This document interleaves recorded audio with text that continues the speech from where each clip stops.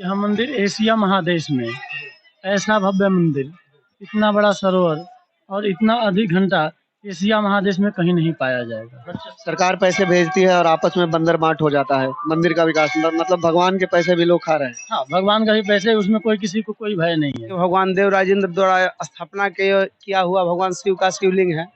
आज भी जो भी कुष्ठ रोगी यहाँ पे बाबा के दरबार में आते हैं तो उनकी कुष्ठ रोग ठीक हो जाता है। और उसके बाद जो भी बाबा से जो मन्नत मांगते हैं, हम लोग भी जो कहते हैं, बाबा की कृपा से यहाँ मनोरथ पूर्ण होता है।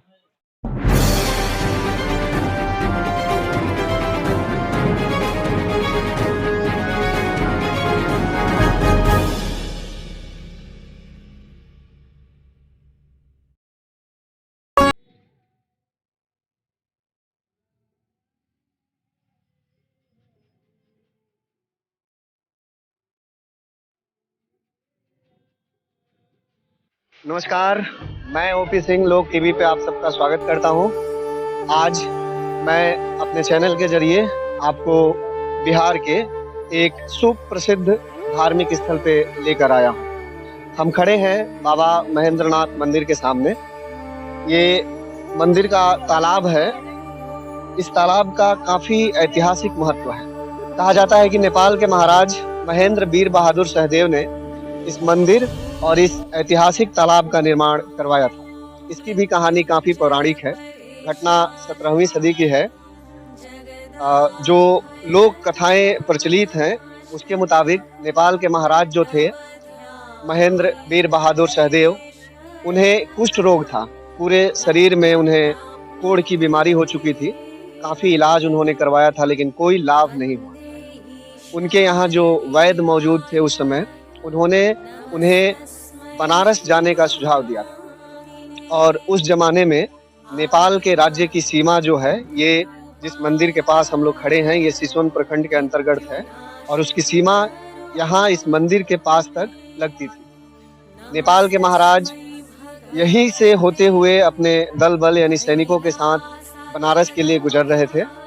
कहा जाता है कि आज जहाँ ये तालाब है, ये 551 बीघे में फैला हुआ तालाब है, कि ठीक पास एक पीपल का पेड़ था और ये पूरा इलाका जंगलों से ढका हुआ था।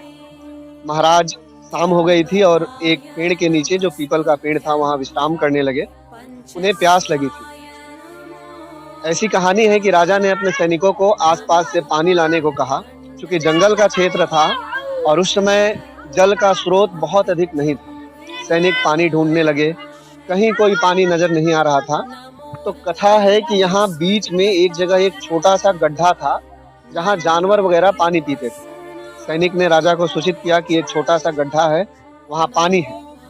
तो राजा वहाँ इतने प्यासे थे कि उनसे बर्दाश्त नहीं हुआ और उसी पानी में हाथ पैर धोने और पीने के लिए पहुंचे। उन्होंने जैसे ही हाथों में अपने पानी को उठाया, मतलब उस गड्ढे के पानी को उठाया, तो कहा जाता है कि उस पानी की वजह से उनके हाथ का जो कोढ़ था वो ठीक हो गया। उसके बाद उन्होंने उस पानी को अपने शरीर पे डाला और पूरे बदन पे जो कोढ़ था वो भी ठीक हो गया। यह नेपाल के राजा को चकित करने वाली घटना थी। शाम का समय तो था ही, वह सोच में पड़ गए। सोचते सोचते वहीं पीपल के नीचे उन्होंने रात गुजारी। नींद लगी और कथा है कि नींद में भगवान भोले ने उन्हें दर्शन दिया। भोले शंकर ने उन्हें बताया कि उसी पीपल के पेड़ के नीचे एक शिवलिंग है और उसी शिवलिंग की कृपा से उनका कुष्ठ रोग ठीक हुआ है। उन्होंने राजा को उस शिवलिंग को निकालने और मंदिर बनाने के लिए प्रेरित किया। जब नेपाल के राजा की नींद खुली तो उन्होंने अपने सैनिकों से ये पूरी घटना बताई और उस शिवलिंग को निकालने का आदेश दिया। राजा के आदेश पे वहाँ खुदाई शुरू हुई और लंबे प्रयास के बाद वहाँ जमीन के नीचे से वो शिवलिंग मिला। कहा जाता है कि कुदाल के जरिए शिवलिंग की खुदाई, मतलब शिवलिंग को निकालने के लिए खुदाई हो रही थी, तो कुदाल एक बार चलाते वक्त उसी शिवलिंग पे लग गया। वो जो शिवलिंग जिस पे कुदाल लगा था वही ये इस मंदिर में स्थापित है। और जब भी आप दर्शन करने आएंगे, भगवान भोलेनाथ के उस शिवलिंग को छुएंगे तो उसमें उस दाग को आप देख सकते। कथा है कि शिवलिंग पर जब कुदाल पड़ी तो राजा ने निर्णय लिया कि अब जितनी भी खुदाई है वो कुदाल के जरिए नहीं होगी बल्कि हल और बैलों के जरिए होगी। इतना ही नहीं, राजा ने यह भी सोचा था कि जो शिवलिंग मिला है उसे उसका मंदिर यहाँ बनाने के बजाय उसे नेपाल ले जाएंगे। उन्होंने अपने सैनिकों को आदेश भी दिया था और इसकी तैयारी भी हो रही थी, लेकिन उसी दिन रात को एक बार फिर, यानी दूसरे दिन रात को जब महाराज सो रहे थे, तो भगवान शंकर ने उन्हें फिर प्रेरणा दी और कहा कि मुझे नेपाल नहीं ले जाना है बल्कि यहीं मंदिर बनाना है। और बाबा भोलेनाथ की प्रेरणा से 17वीं सदी में महाराज महेंद्र ने ये 551 बीघे में इस तालाब को हल और बैल के जरिए खुदवाया है। प्रथा रही है कि इसी तालाब में सबसे पहले लोग स्नान करते हैं, जैसे राजा ने किया था। यहाँ लोग स्नान करते हैं, यहाँ से जल लिया जाता है, जिसके जरिए भगवान भोलेनाथ का जलाभिषेक किया जाता है। आइए हम आपको ले चलते हैं। ये बाबा हैं, ये माली हैं। इनके जैसे यहाँ करीब 200 लोग अपना स्टॉल लगाते हैं, छोटा बड़ा। और गौर से देखा जाए तो करीब 10,000 परिवारों की रोजी रोटी यहाँ से चलती है। बाबा कितने दिनों से? ये बहुत दिन से लगा रहे हैं, 40 वर्ष से।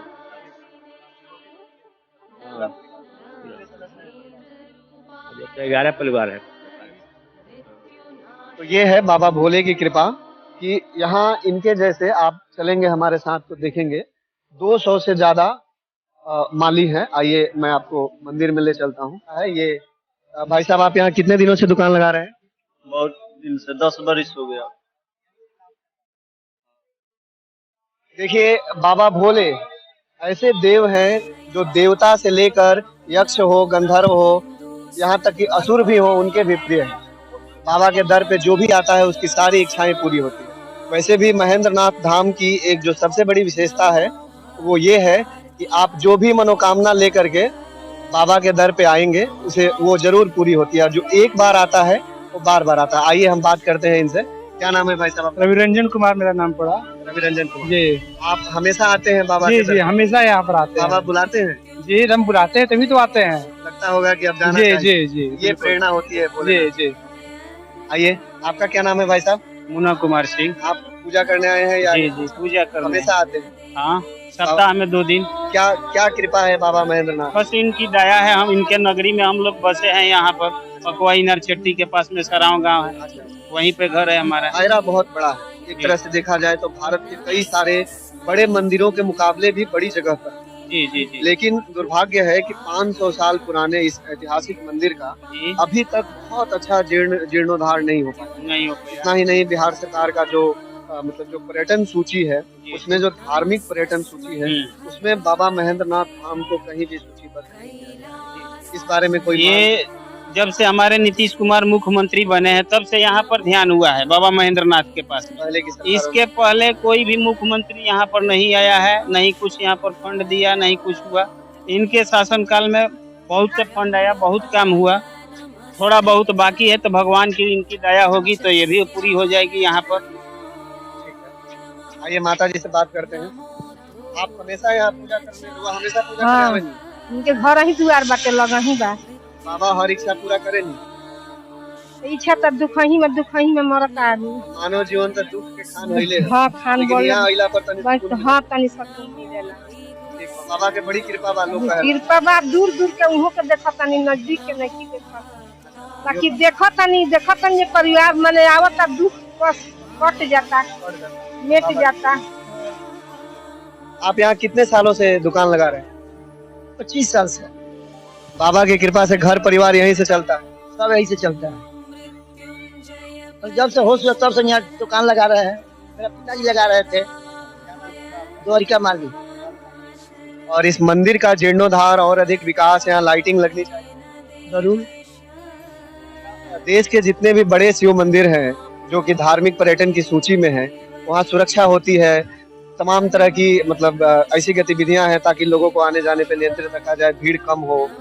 तो अगर भीड़ भी हो तो कोई दुर्घटना न हो। यहाँ वैसी कोई व्यवस्था नहीं है, जबकि इस मंदिर का काफी पुराना इतिहास रहा है। क्या मांग है आप लोगों की सरकार से? सरकार से मांग हम लोग जे विकास हो, सुरक्षित रहे, दुकान हो, विकास हो। यही विकास का काम हो रहा है? विकास के काम हो रहा है। ये देखिए, ये जो नए लोगों की शादियां होती हैं, आप देख सकते हैं, जिनकी भी नई नई शादी होती है वो बाबा के दर आशीर्वाद लेने आते हैं ताकि उनका जीवन जो है वो सुखमय रहे और शिव पार्वती की तरह हमेशा खुशहाल बना रहे, सुख हो।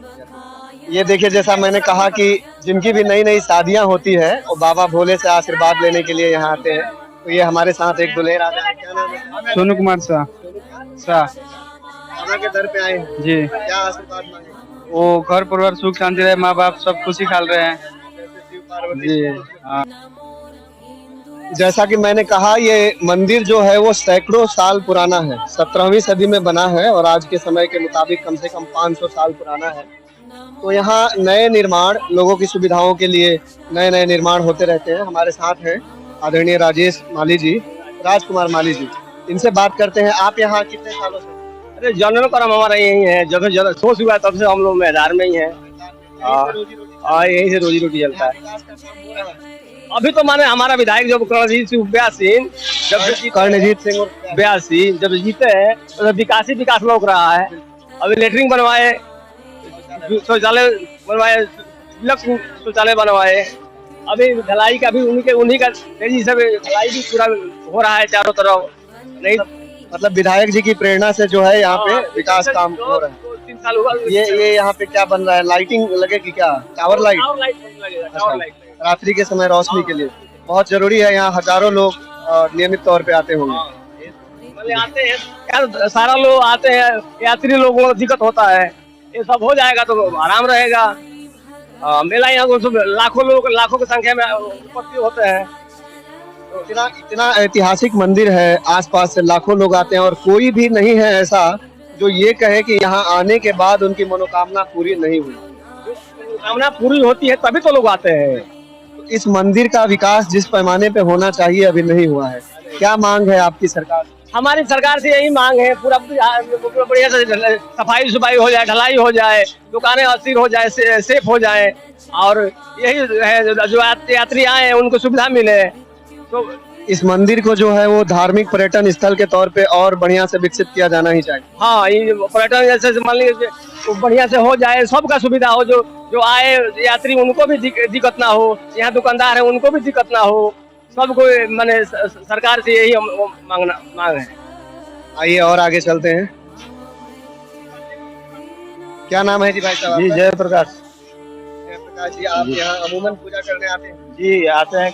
और बाबा आपकी हर इच्छा पूरी जी जी। कितने सालों से आ रहे हैं? तो मैं बहुत बचपन से ही आ रहा हूँ यहाँ पे। बिहार में ही रहते हैं? जी, दिल्ली में भी रहते हैं। जब भी गाँव आते हैं तो हाँ, बाबा के दर पे जी। क्या नाम होगा आपका? मुकेश कुमार प्रसाद। बाबा के यहाँ मनोकामना पूरी हो जाए, एकदम। कोई भेदभाव नहीं है। और हर महादेव।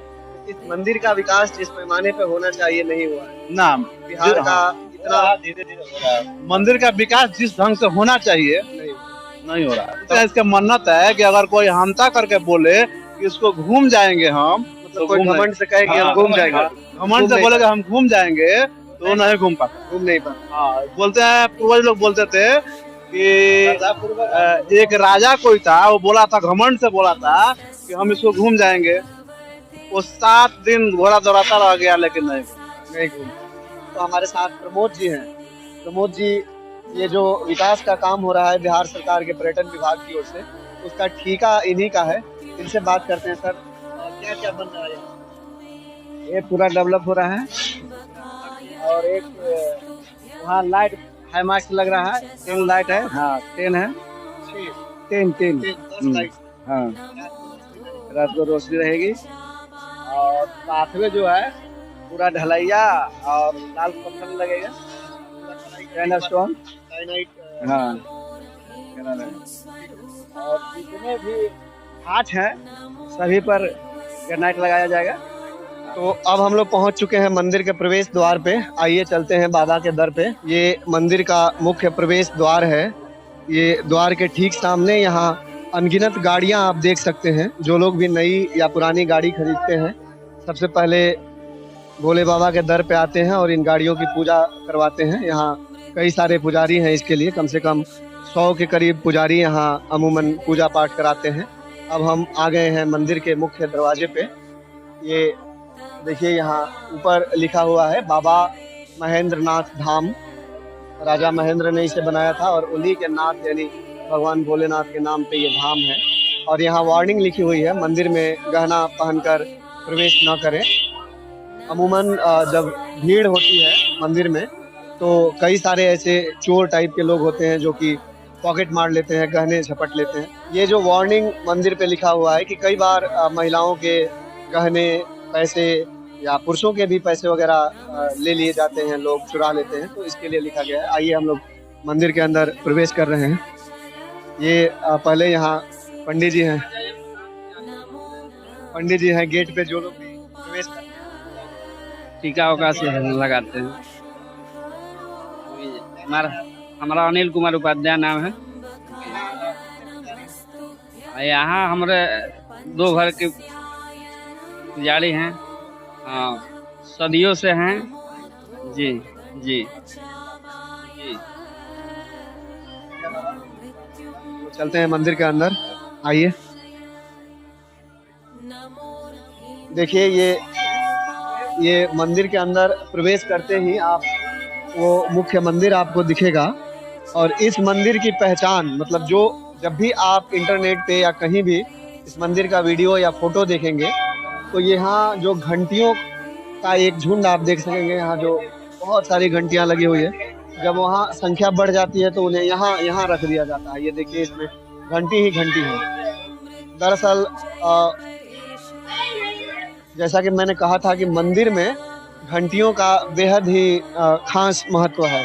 हमारे ब्रह्मानंद जी ने लिखा है कि बहरा सुन सुन मस्त होता है, तन की सुध बिसारी रे, या कबीर दास ने कहा है कि बाजत अनहद ढोल रे। यानी ये जो मोक्ष के लिए जिस अनहद की जरूरत पड़ती है तो ये घंटी की आवाज़ उसी का संकेत है। यहाँ भी लगा है और ये सैकड़ों घंटियाँ हैं। कहा जाता है कि जिनकी भी मनोकामना पूरी होती है वो यहाँ घंटियाँ लगाते हैं, या पीतल का या चांदी का या सोने का।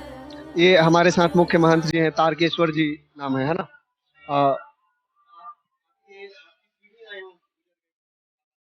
जी,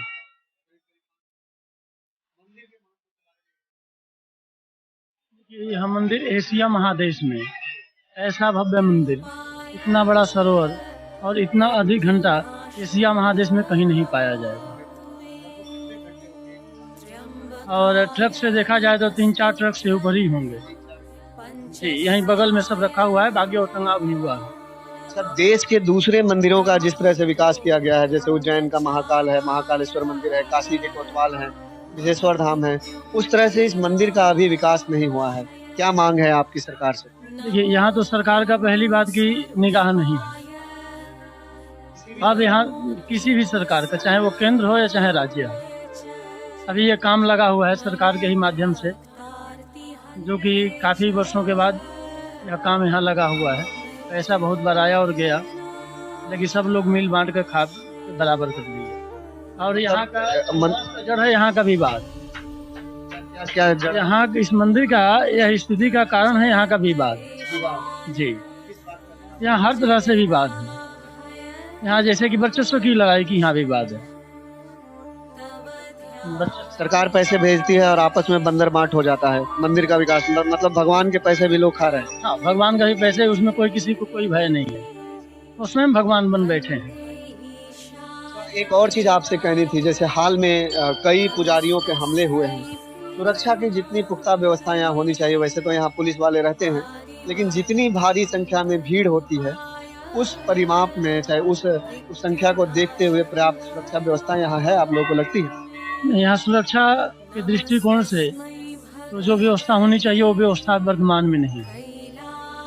कई बार हमले हो चुके हैं, गोलियां भी चली हैं। गोलियां यहाँ मंदिर पे नहीं चली, बाहर चली।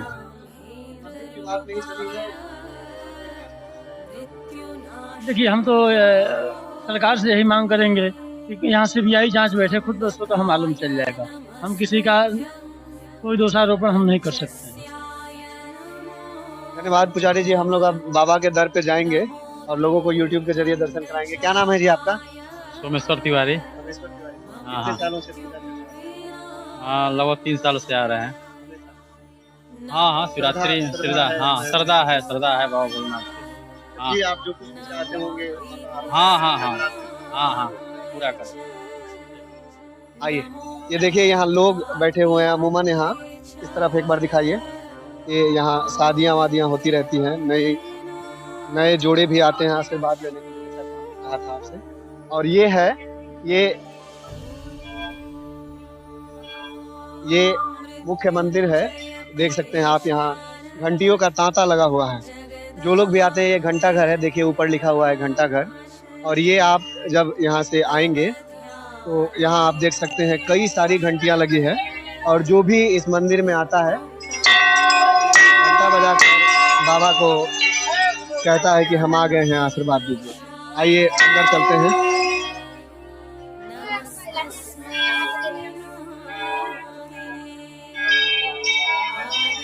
देखिए ये मुख्य मंदिर है और इसका जो कलश और त्रिशूल है बिल्कुल ऊपर, ये राजा महेंद्र ने ही लगाया था और दोनों सोने का है।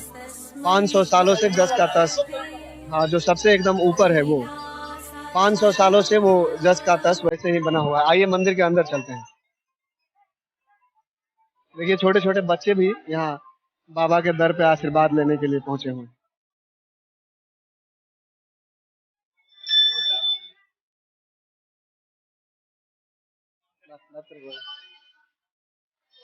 तो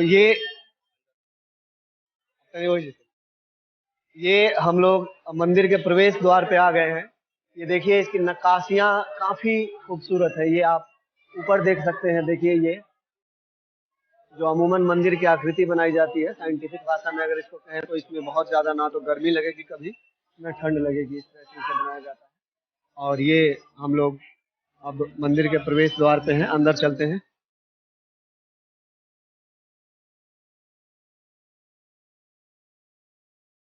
चलो छोटू।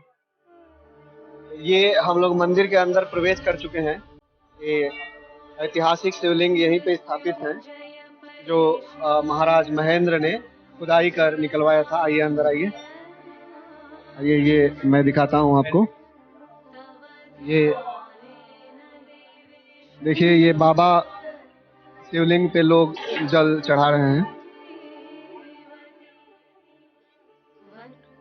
ये मैं यहाँ से आपको दिखाता हूँ। ये देखिए ये शिवलिंग है। इसी शिवलिंग को महाराज महेंद्र ने निकलवाया था। ये देखिए ये शिवलिंग है और इसको जब आप छुएंगे तो यहाँ नीचे यहाँ कुदाल का निशान है। इसके बाद ही महाराज ने निर्णय लिया था कि तालाब की खुदाई जो है वो कुदाल से नहीं बल्कि हल और बैल से हो। ये यहाँ पुजारी जी बैठे हैं, आइए इनसे बात करते हैं। क्या नाम है बाबा? हमारा नाम तारकेश्वर उपाध्याय उर्फ लाल बाबा।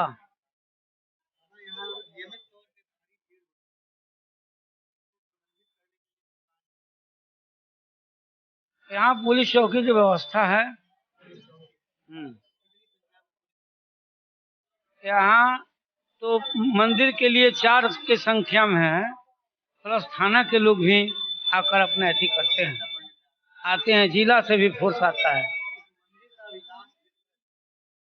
या राज्य अथवा केंद्र सरकार की ओर से जिस तरह से इसे पर्यटन केंद्र के तौर पे, धार्मिक पर्यटन केंद्र के तौर पे विकसित किया जाना चाहिए, अभी हुआ है कि और होना बाकी है? बहुत एकदम जो बाकी था वो जोर शोर से काम लगा हुआ है बिहार सरकार का। जी, संतुष्ट हैं। ये हमारे साथ एक और पुजारी जी हैं, क्या नाम है? सतेंद्र उपाध्याय। नियमित तौर पे आप तो आए हैं, देख ही रहे हैं। आज शुभ शुमार भी नहीं है। शुभ शुमार के दिन तो बहुत ज्यादा लोग रहता है ना। 10, 20, 50 हजार तो नहीं, लेकिन लमसम हो जाते हैं, भीड़ रहता है।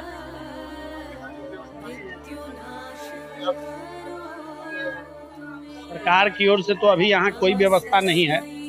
जो भी है मंदिर के धनोपार्जन के ऊपर डिपेंड कर रहा है। सरकार तो अभी कोई व्यवस्था यहाँ नहीं दी है। बाहर पीसीसी करा रही है, बहुत दिनों से पड़ा हुआ था कीचड़ मिट्टी सब, लेकिन अब पीसीसी करा रही है, ध्यान दी है। कहा जाता है कि ये जो मंदिर है वो एक ही पत्थर से बना हुआ है और इसकी आयु करीब 500 साल से अधिक हो चुकी है। नहीं, इसकी आयु 1600 बरस से कम नहीं हुआ है। 1600 से इसलिए कि यहाँ 16-17 महंत की समाधि है। अच्छा, महंत की अगर अवधि आप 100 बरस आंकेंगे, जो वर्तमान में महंत थे दिवंगत हो गए, उनको 105 बरस के उम्र में वो देहावसान किए। अगर 100 बरस आंकी जाए एक महंत की उम्र, तो यह 1600 वर्ष पुराना मंदिर है जी। हाँ, यहाँ पुजारी थे। मैं रामायण उपाध्याय, स्वर्गीय श्री रामायण उपाध्याय के लड़का हूँ।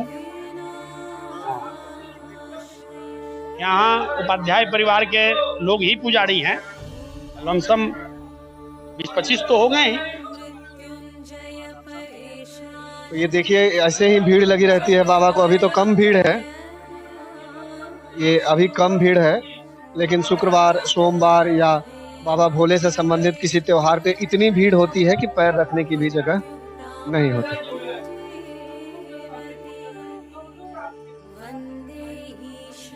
क्या नाम है बाबा? जी ओम प्रकाश उपाध्याय। जी बिल्कुल होती है। अच्छी बात ये है कि लोग समाज में तो कहते हैं, बिल्कुल बिल्कुल बिल्कुल। इसी से सदियों से आप लोग जी जी जी जी जी। यहाँ जिस तरह की व्यवस्थाएं होनी चाहिए सरकार की, क्या वैसी व्यवस्थाएं यहाँ हैं? पहले से तो बहुत ज्यादा, पहले से तो विकास हुआ है, मगर जितना चाहिए उतना नहीं हुआ है और क्या क्या यहाँ पे। हाँ, सुरक्षा की व्यवस्था तो सब सर्वोपरि है। जी जी है बाबा, जो एक बार आता है बार बार आता है? बिल्कुल है। श्रद्धा और विश्वास से लोग के यहाँ मन्नत पूरी होती है और उससे भक्तों को श्रद्धा दिन प्रतिदिन बढ़ते जा रहा है। अब पहले की अपेक्षा दिन प्रतिदिन श्रद्धालुओं की भीड़ भी उमड़ती जा रही है। ये सब बाबा की ही कृपा है। जो दायरा है वो देखिए, जो तालाब जो है ये 203 बीघा है और जो मंदिर परिसर जो देख रहे हैं ये 14 कट्ठा कुछ दूर का मंदिर प्रांगण जो है 14 कट्ठा। प्रकाश जी, बहुत बहुत धन्यवाद। मेरा और आपका नाम एक है, मेरा भी ओम प्रकाश। बहुत अच्छा लग रहा है। आइए बाहर। ये पूजा करने के बाद लोग इस रास्ते निकलते हैं और यहाँ श्री राम जानकी का मंदिर है। अध्यात्म में कहा जाता है कि भगवान भोलेनाथ भगवान राम को जपते हैं और भगवान राम बाबा भोले को। तो दोनों के बिना दोनों अधूरे हैं, तो जाहिर सी बात है बाबा भोलेनाथ का मंदिर बिना राम जानकी के मंदिर का अधूरा है। राम जानकी के बाद यहाँ भक्त शिरोमणि वीर हनुमान का भी मंदिर है। यहाँ हनुमान चालीसा और राम स्तुति भी लिखी हुई है। हम आगे चलते हैं। ये भैरव जी का मंदिर है। तो अब हम लोग इस तरफ से निकलेंगे।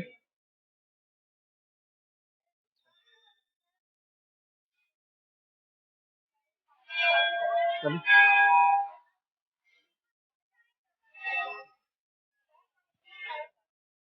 ये निकासी द्वार है। जब भारी भीड़ होती होगी सावन में या शिवरात्रि जैसे त्योहारों में, तो जब भीड़ को यहाँ से निकालने की व्यवस्था है ताकि एक ही गेट पे बहुत अधिक भीड़ ना हो और कोई अनहोनी जैसी घटना न घटे। आइए चलते हैं। ये जिस नए जोड़े को हम लोगों ने दिखाया था, ये बाबा का आशीर्वाद ले रहे हैं। नंदी है, शिवलिंग की तरफ इनका मुंह है। इनको आशीर्वाद प्राप्त है कि इनकी आंखों के सामने ही भगवान भोले हमेशा विराजमान रहेंगे। और ये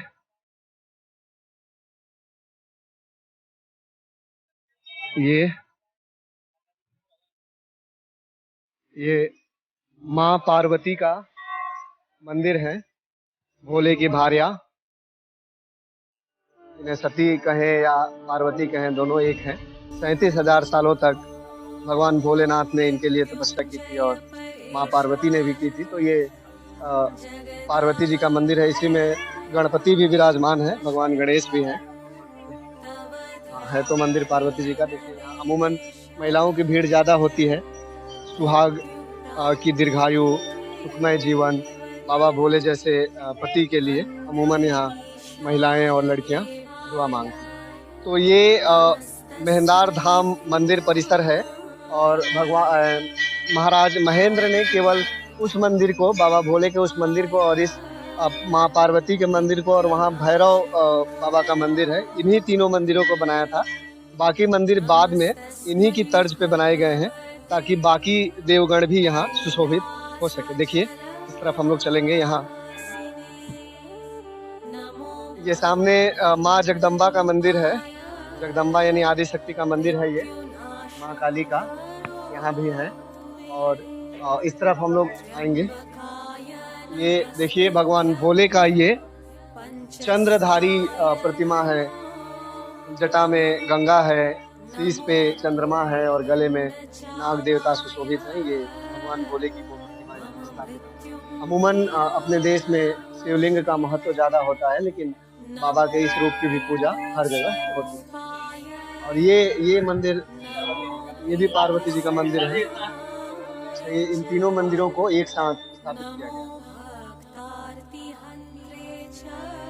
ये मच्छी कह रही है सामने से लेने के लिए।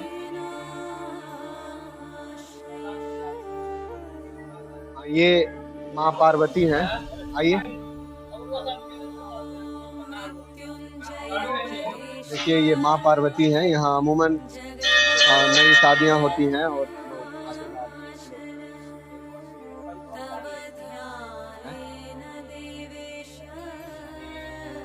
ये हमारे साथ एक और पुजारी जी मौजूद हैं। क्या नाम है? महेंद्रनाथ मंदिर के पुजारी छोटान उपाध्याय। बहुत प्राचीन मंदिर है। हम लोग साक्ष्य हैं कि भगवान देव राजेंद्र द्वारा स्थापना किया हुआ भगवान शिव का शिवलिंग है जी, जो कि हजारों वर्ष पुराना शिवलिंग है, जिसका लिखित कोई साक्ष्य नहीं है कि कितना प्राचीन और कितना पुराना मंदिर है। हम लोग अनुमान लगाते हैं कि जैसे कि पहले नेपाल स्टेट के अंतर्गत पूरा बिहार पड़ता था। उस समय के राजा महेंद्र विक्रम सहदेव थे और वो कुष्ठ रोगी थे। उनको कोई महात्मा ने बताया कि गंगा जी स्नान करने के उपरांत आप स्नान कीजिएगा तो आपका कुष्ठ रोग स्वर्ण ठीक हो जाएगा। गंगा स्नान करने के लिए यहाँ आए थे। यहाँ पे उनको सोच लगा, बाबा के जो कमलदास सरोवर देख रहे हैं उसमें थोड़ा सा पानी था, वो भी सुअर पूरा उसको ला कर दिया था। तो उसमें से उन सेवक से जल मांगे, जल को स्पर्श जो ही किए तो उनका हाथ का जो कुष्ठ रोग था वो स्वर्ण ठीक हो गया। तो आश्चर्य किए कि विशेषता क्या है जल में। तो आश्चर्य किए तो उस रोज यहीं पे विश्राम कर लिए। अब विश्राम करने के उपरांत हमारे बाबा उनको स्वप्न सुनाए, हमारे बाबा के हम यहीं पे हैं, पीपल के वृक्ष में हैं, और आप यथासंभव हो सके अपने समर्थाय के अनुसार एक मंदिर का निर्माण करा। बाबा को राजा ने पीपल के वृक्ष को पूरा ढूंढने के उपरांत पीपल के वृक्ष में बाबा थे। राजा ने अपने यहाँ पर पहले प्रयास किए कि अगर शिवलिंग को लेकर चले जाए, नेपाल लेकर चले जाए, लेकिन राजा ने जितने खुदवाए उतने हमारे बाबा नीचे जाते। तो लास्ट में फिर बाबा सपने सुनाए कि यहाँ से हम कहीं नहीं जा पाएंगे, यहीं पे एक हमारा मंदिर का निर्माण कराओ। और उसके बाद जो अपने समर्थाय से, तो वही बाबा के मंदिर का निर्माण कराए राजा। और उसी समय का मंदिर है, इसमें कुछ भी बना है, रिपेयरिंग होता है, पेंट वगैरह होता है। वो मंदिर और माता रानी का मंदिर का निर्माण राजा कराए। उसी समय राजा ने कमलदास सरोवर का खुदाई करवाए। इसमें चांदी के सिक्के डालकर कि सभी जो भी मजदूरी हो तो उनको पैसा नहीं, आप इतना खुद कर सिक्का लेकर जाओ। उसी समय का वो 551 बीघा का पोखरा का खुदाई है। आज भी जो भी कुष्ठ रोगी यहाँ पे बाबा के दरबार में आते हैं तो उनकी कुष्ठ रोग ठीक हो जाता है। और उसके बाद जो भी बाबा से जो मन्नत मांगते हैं, हम लोग भी जो कहते हैं, बाबा की कृपा से यहाँ मनोरथ पूर्ण होता है। और उसके बाद उसके उपरांत श्रद्धालु 551 बीघा का पोखरा भ्रमण करते हैं। यहाँ पे घंटा बांधते हैं अपने समर्थाय के अनुसार, सत्यनारायण भगवान की कथा को सुनते हैं, त्रिलोकीनाथ की कथा को सुनते हैं, और उसके बाद बाबा का दर्शन करते हैं। आज जिसको जो अभिलाषा होती है, अपने अपनी अभिलाषा बाबा के समक्ष प्रकट करते हैं। और अभिलाषा के प्रकट होने के उपरांत बाबा उनके बहुत जल्दी उनके मन की अभिलाषा को सुनते हैं, पूर्ण करते हैं, जिससे जो भी भक्त यहाँ पे एक बार आ जाते हैं वो बार बार बाबा उनको बुलाते हैं। यही कारण है कि और सभी विश्वास ऐसा चीज है कि जब आप किसी से कहिएगा कि हमारा मनोरथ पूर्ण हो जाए, अब पूर्ण होने के बाद उनको खुद आप रोक नहीं सकते हैं, वो खुद वो स्वयं आएंगे आपके यहाँ जी बाबा के तरह। तो यही यहाँ के विशेषता है। या जो भी श्रद्धालु अपने नई गाड़ी वगैरह खरीदते हैं तो बाबा के दरबार में उनका सोच होता है कि सबसे पहले हम बाबा के दरबार में लेकर चले, उसके बाद गाड़ी हम चलाएं। तो समझे कि हर कंपनी का, हर एजेंसी का, छोटी से लेकर बड़ी तक गाड़ी आती है। पुरान भी गाड़ी जो जिसके समर्थाय के अनुसार है वो पुरान गाड़ी करते हैं, वो भी बाबा के दरबार में लेकर आते हैं, पूजा करवाते हैं। यहाँ शिव श्रृंगार बहुत खूबसूरत होता है, उस बारे में ये तो बाबा की कृपा है कि यहाँ पे तमाम भक्त हैं कि बाबा के दिल से चाहने वाले हैं, जिसके उपरांत सब सामान आता है। हम लोग भी बाबा के उन्हीं के न देन है कि सब कुछ होता है, तो हम लोग श्रृंगार करते हैं, बाबा का अपार श्रृंगार करते हैं, जिसके कारण यहाँ पर हम लोग भी सोचते हैं सभी लोग ठीक है। हमारे बाबा पे आत्मविश्वास है। हम लोग पे जो कष्ट होता है बाबा से कहते हैं तो पूर्ण होता है। बाबा की कृपा बहुत बड़ी है, बहुत बड़ी है, इसमें कुछ भी कहने लायक नहीं है। धन्यवाद। भी कहा जाए वो कम है। आप भी आए हैं तो बाबा से कुछ कह के जाइए और उसके बाद देखिए क्या चमत्कार। ये है हरि अनंत और हरि कथा अनंता वाली बात है। तो भोले की कृपा के बारे में क्या ही कहा जाए, बातें अनंत हैं और उनकी कृपा भी अनंत है, उनकी कहानियाँ भी अनंत ही हैं। तो ये हमारी एक छोटी सी कोशिश थी बाबा महेंद्रनाथ धाम के बारे में अपने दर्शकों को दिखाने की और सरकारों की नज़र में इस मंदिर को लाने की, ताकि इसका विकास ज़्यादा से ज़्यादा हो सके। धन्यवाद। देखते रहिए लोक टीवी। अभी आप देख रहे थे लोक टीवी, लोगों की आवाज़। अगर अभी तक आपने हमारे चैनल को सब्सक्राइब नहीं किया है तो आपसे रिक्वेस्ट है आप इसको सब्सक्राइब करें और बेल आइकन को दबाना ना भूलें।